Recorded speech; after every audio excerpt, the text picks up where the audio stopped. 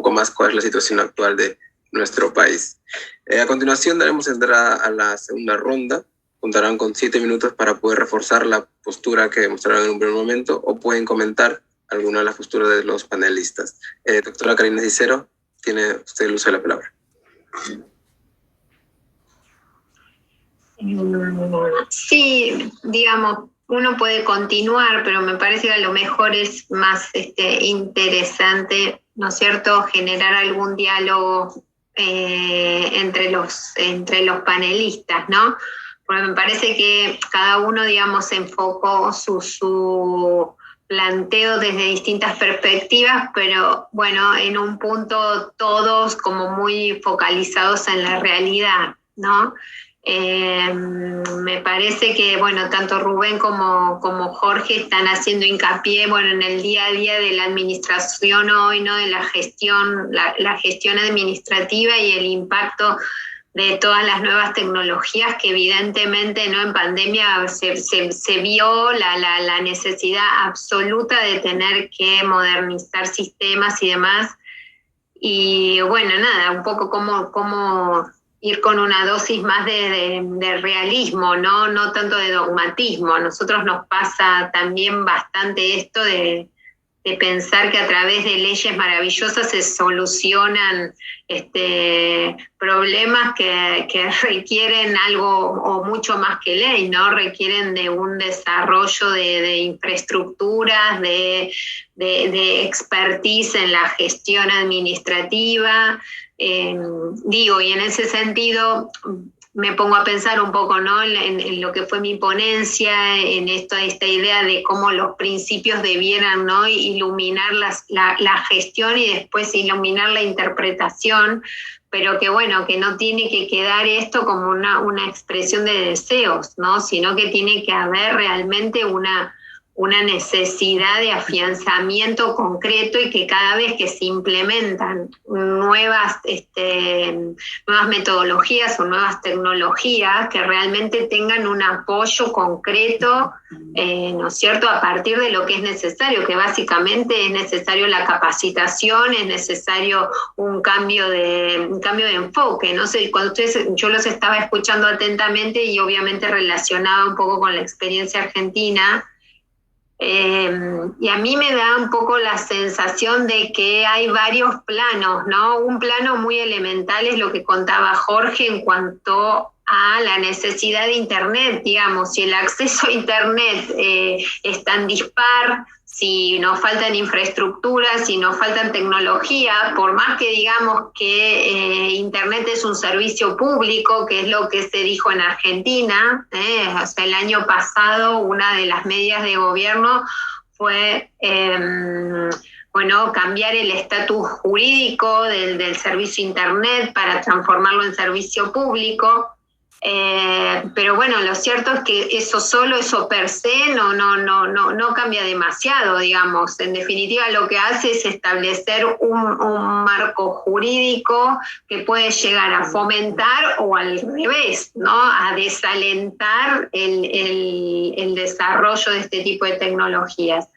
Eso por un lado. Y por el otro lado, en lo que tenemos un poco la experiencia que, ciertamente creo que aquí en Argentina está bastante más afianzado y bastante más avanzado el tema de la digitalización de los expedientes administrativos y también judiciales.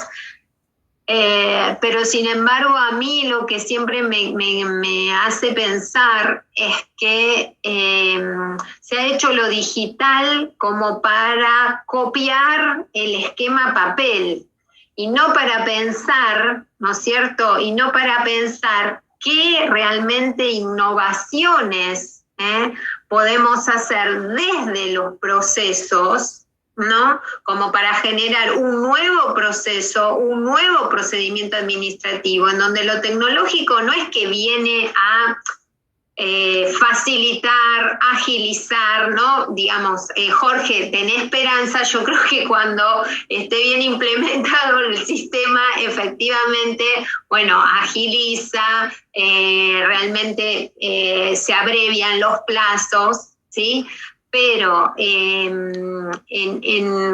digo, más allá de eso, a mí mi sensación es que lo que percibo es que se ha ido a un modelo digital de réplica de una lógica, que es la lógica papel, que es distinta. Entonces, ahí está realmente el error. Hay como un desaprovechamiento de las oportunidades de la tecnología para pensar algo un poco diferente. Les doy esta idea, ¿no? En lo cual creo que también después podemos insertarla o engarzarla con esto de lo que hablaba yo antes, de la cuestión de la responsabilidad estatal a nivel no solo reparatoria, sino en lo que tiene que ver con el nivel prestacional, ¿no es cierto?, con el cumplimiento de ciertos cometidos que son esenciales, básicos, ¿no?, tanto para la gestión administrativa como obviamente, ¿no?, esa gestión pensada hacia el ciudadano.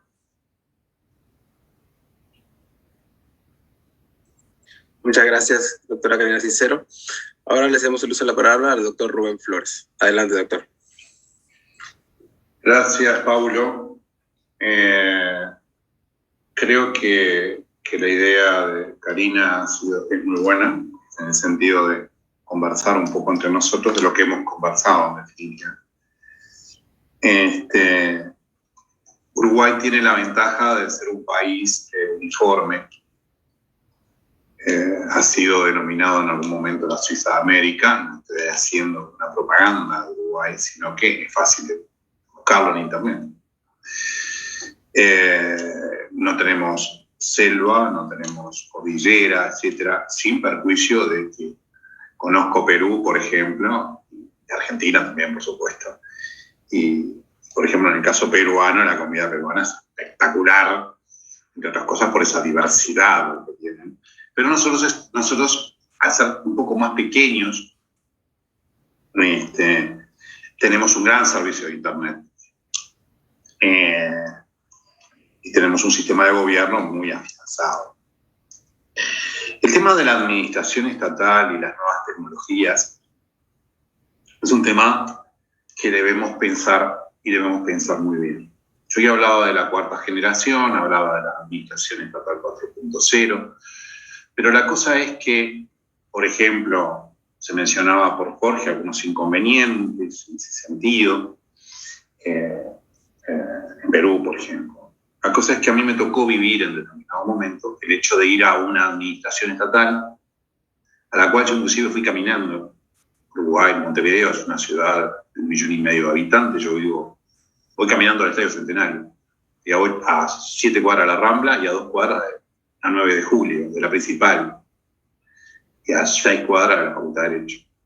O sea, estoy bien ubicado, digo, pero es chica. La cosa es que voy a una entidad estatal y hacer un trámite me dicen, necesito un usuario. Fantástico. Y para eso tiene que agendarse. Fantástico.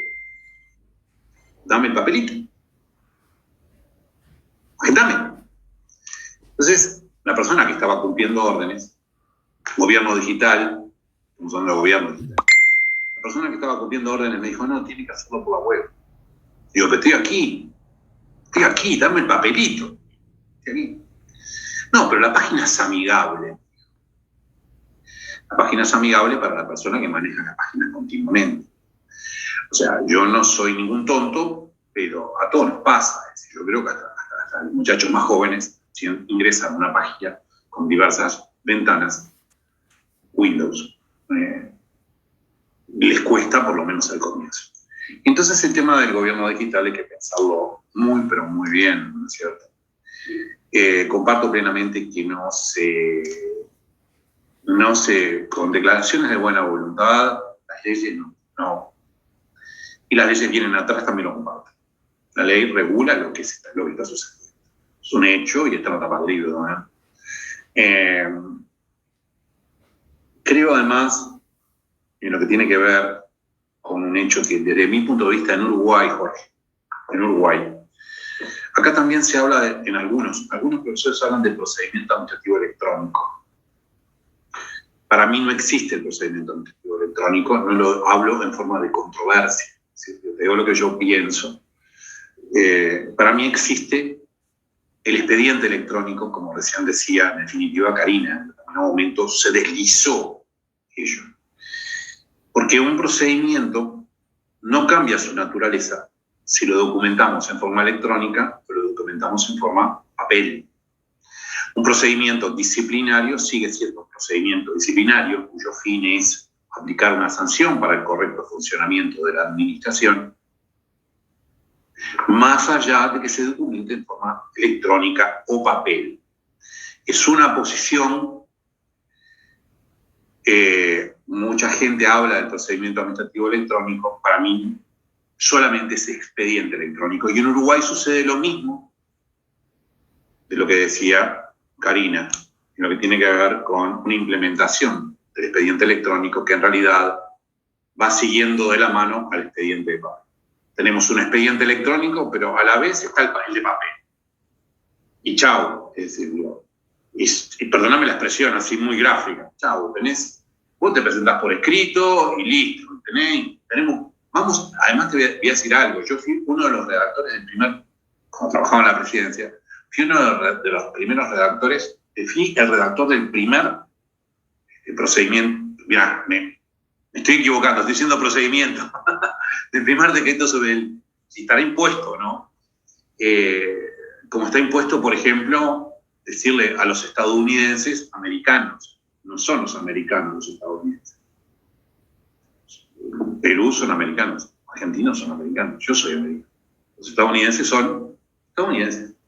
Bien, entonces fui uno de los redactores del expediente electrónico, del primer regulamiento, de la primera regulación.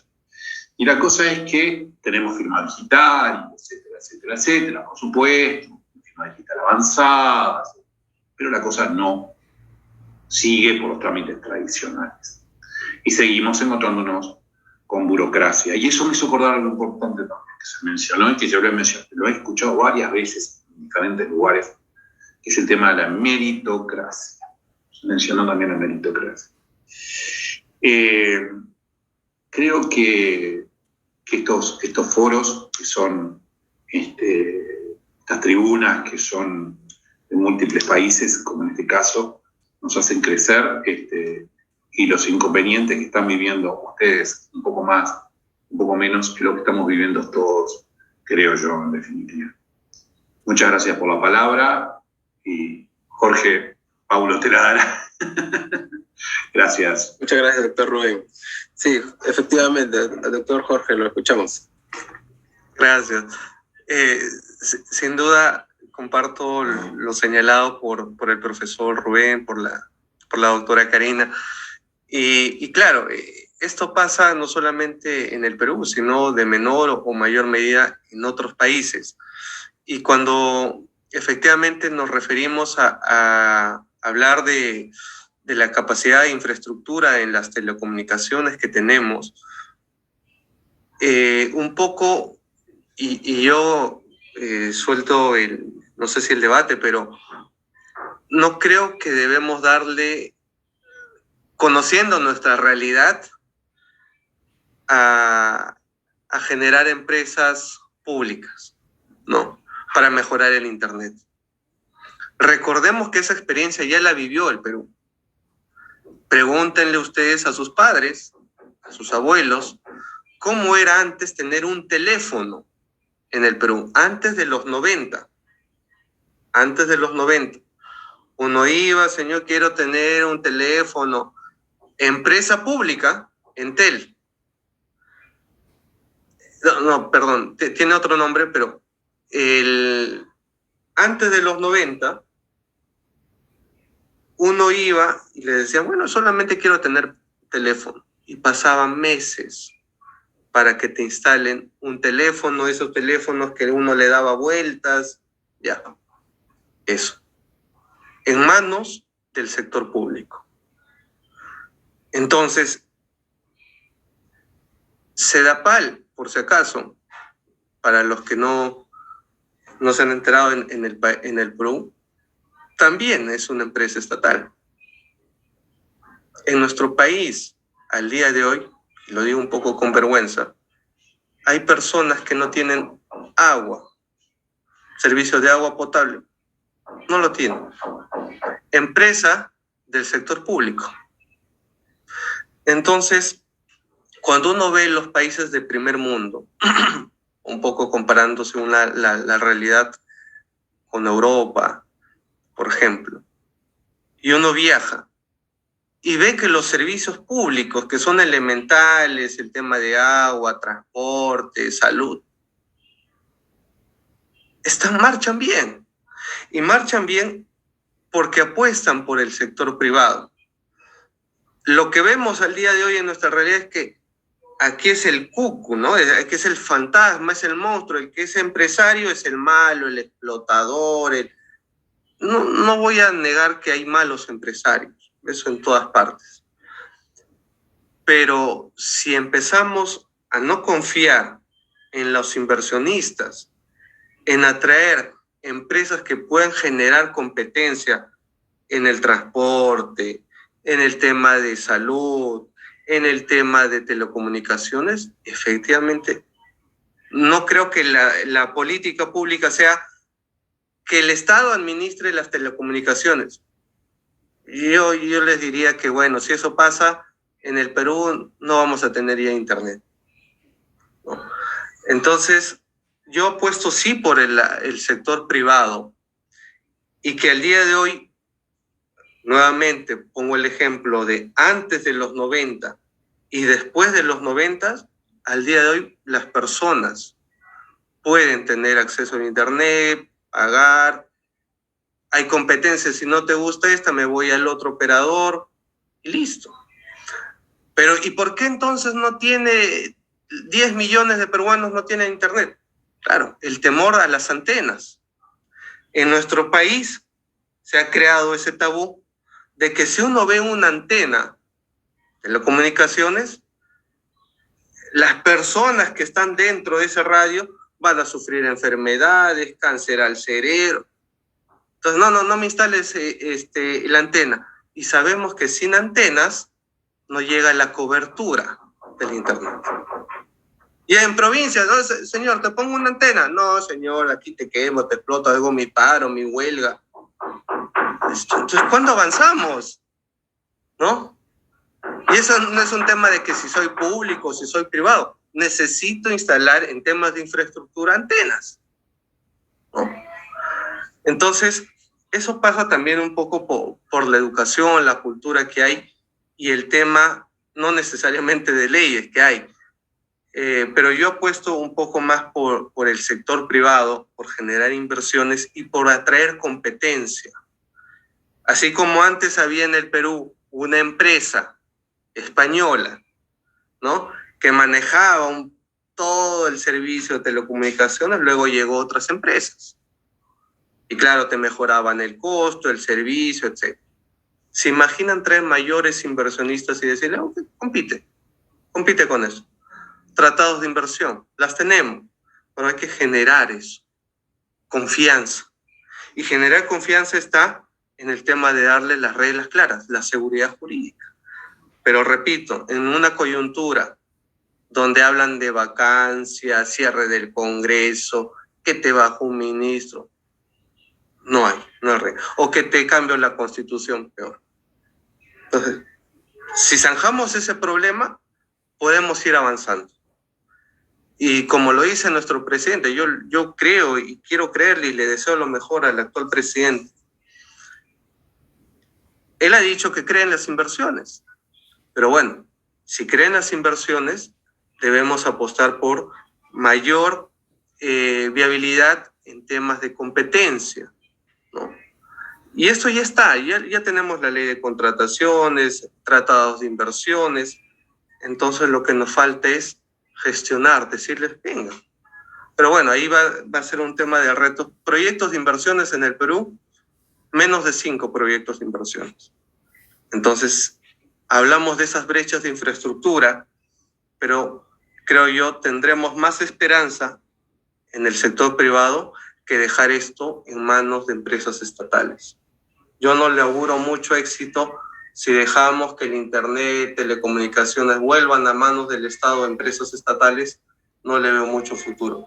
Ahora, de los procedimientos administrativos electrónicos, yo estoy de acuerdo, pero creo que más allá de digitalizar o poner el papel y ahora el expediente electrónico, que fue también un talón de Aquiles para los jueces, procuradores, que decían, acá la política era, quédate en casa, no salgas, quédate 3 meses y luego nos vamos a abrazar. Bueno, vivimos engañados acá un tiempo de que creíamos que todos en casa y pasó 2 años y estamos al día de hoy con eso.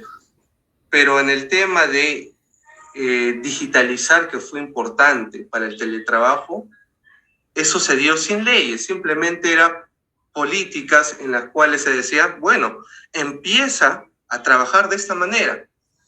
Ahora, si solamente vemos el procedimiento administrativo electrónico como digitalizar el expediente, creo que estamos dejando de lado, comparto lo que dice el profesor Rubén, en los procedimientos que van a ser igual los sancionadores o los trámites que hay que seguir, pero a lo que va el procedimiento electrónico es a que efectivamente plataformas digitales, sin tener que ir a lo presencial y simplemente apostar por el tema de digital.